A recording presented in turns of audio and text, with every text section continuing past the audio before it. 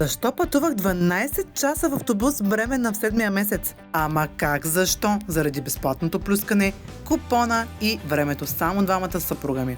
Там ме изпрати моята неистинска работа онлайн като награда. Все пак хората, които нищо не правим от вкъщи, имаме нужда да не правим нищо и на друго място. Взеха ми интервю за резултатите ми, разреваха ме, даже за малко да се измия краката в Охридското езеро.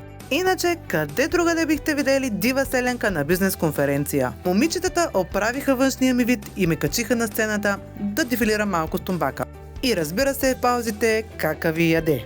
Първото парти беше на тема Мулен Руж. Ако не бях с мъжа ми, щях да си помисля, че съм прекалила с компаниите преди няколко месеца. Освен храната, за мен беше важно и да се наспя. Та спах, докато другите бяха на разходка с коробче. Имаше и състезание за видео с парфюми и се правих на инфлуенсър с мъжа ми. Ясно е, че не спечелих. Гала вечерята беше топа. Къде другаде ще видите колеги от целите Балкани да пляскат на селско момиче, че се е напънал да поработи малко. Наградиха даже и мъжа ми. Сигурно, защото му се налага да ме търпи. Ето заради такива моменти хич не се ядосвам, че приятелите ми не ме подкрепят в бизнеса ми.